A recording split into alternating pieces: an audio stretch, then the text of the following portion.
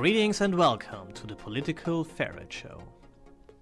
Today we're gonna talk about the black pill, because a lot of black pills get thrown around and a lot of people swallow them without even knowing what it is. So we talk about black pills. To understand black pills we have to understand, of course, way more things before. One of this is accelerationism. This means that every system in the end ends in a scenario that is known or can be perceived more or less in the beginning, or at least before it even happens. That means that if you see a larva of an insect, you know what happens in the next step. This also happens, of course, in political situations, that you have a situation and you know that when some things happen, what happens then. And if this scenario, this next step, is preferable for you to the system that you have right now, it makes sense to rush this progress towards this new thing. So the whole idea of left progressivism is exactly that. The left wing says the next step in human evolution is socialist, therefore we have to rush towards this goal. Other people see it differently, and so you have, of course, an accelerationism on the left and the right. But let's not talk about politics for, let's say, 3 minutes. Let's talk about another practical example to understand why it makes absolutely sense to think in this regards. For example, if you drove with your car inside of a sea, what happens? You cannot open the door. The pressure from the sea is so high that you cannot open the door. What will happen? The water will start to go into the car and you will drown. But in the moment the water filled your car completely with water, the pressure inside and outside is the same and you can open the door.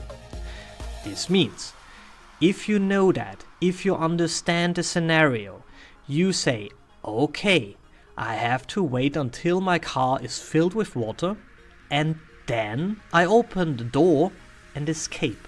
And you will survive. On the other hand, if you do not know that, if you are in the situation that you never thought about that, you drive into your car into the sea, the water fills up, you get in panic, you try to open the door, say, oh my god, the door did not open, I do not know why, and then you drown.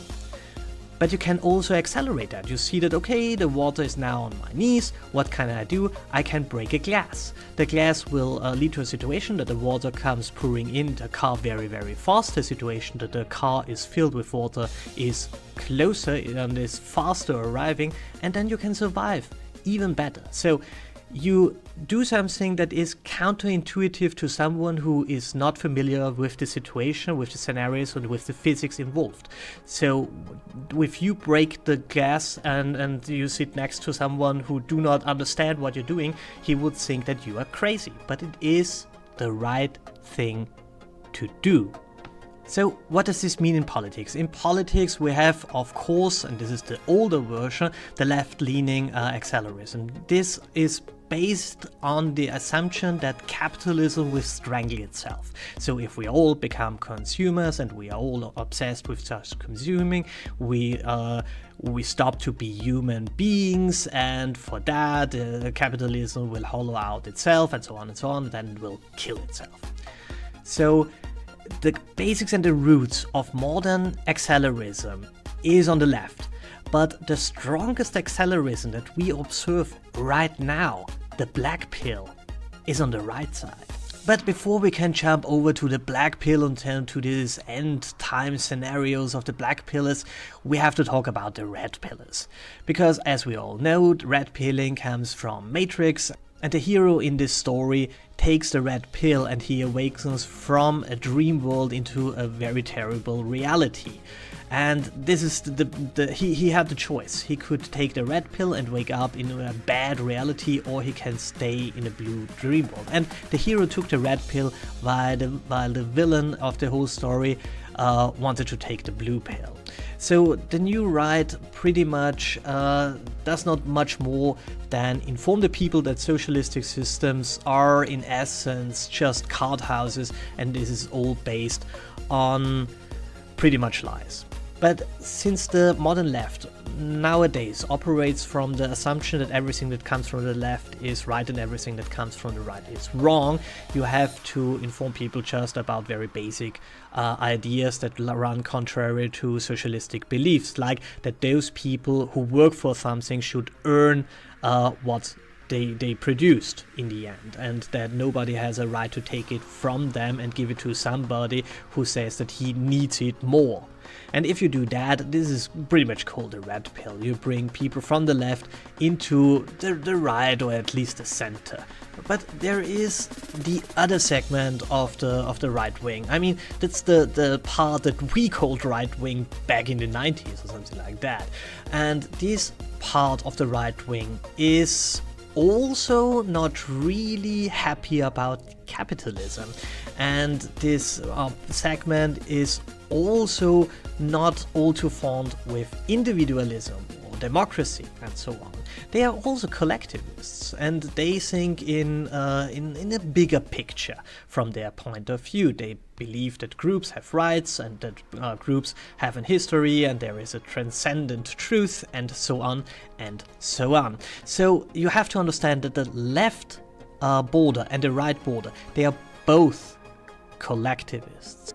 So the basic idea of the Black Pillars is that the end of our civilization is here, and that the West, as we know it in the moment, cannot be saved, cannot even be salvaged.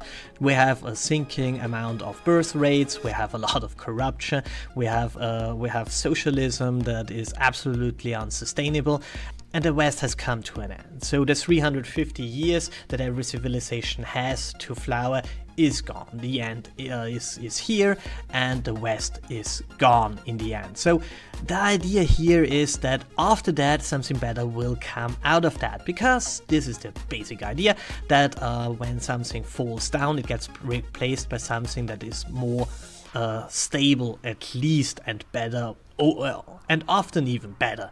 They say, at least. I do not think that the medieval time was better than the Roman Empire, but they say everything that comes after that is always better than what happens. And of course everything will happen as they wish for, and then they have their ethno-state and something like that. And so they think, since they think that after the end of the Western civilization they are in charge, or at least their ideas are more or less in charge, it makes sense to accelerate the whole process. So you give power to destructive forces, not just to your own people and your own parts and destructive forces, but also to your enemies. So this is this interesting thing that there is a lot of help for Andrew Young in America that comes from the right wing, although it already goes down. It's funny to see that in the end. So if we talk about the end of our culture, there are of course forces who want to bring up the last fight even faster. So the terror in New Zealand was exactly that. This was one guy who wanted to provoke forces on both sides to point their fingers and say, you began the whole thing, and the other side retaliates and say, no, you began the whole thing, and so on and so on. So basically, if you observe history, you have to understand that the left never had a chance. The only times the left wing had a chance in a civil war was if somebody outside helped them. In the First World War, it was Germany who helped the Red Army in Russia to get to power, because then they got Russia out of the war. The left on itself has in a civil war not really a lot of chances to win.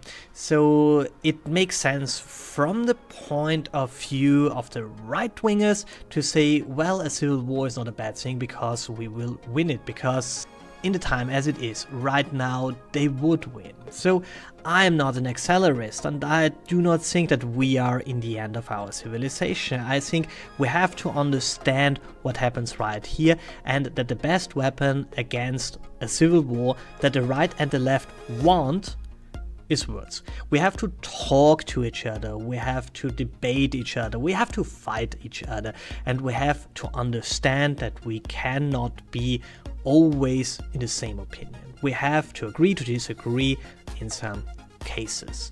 And one solution to reach a situation where it is not bad to have not the same opinion is if there is nothing to fight about. If the state has way less power than it has right now, it becomes way less important who is in charge of this little power, because when the power is back with the people, which means that we can keep everything that we earn in the end, there is no reason to fight about who is the president, who is the prime minister. It does not matter. We have to find compromises, but we have to find it then on a way lower level. We have to find compromises between each other. So what we have to do, especially the people in the middle, in the center, we have to show our teeth to the collectivists on the left and the right. And from my point of view, there is not a lot of difference between communists, national socialists, ethno-nationalists, religious zealots. In the end, no one of them can live with a compromise, but I can.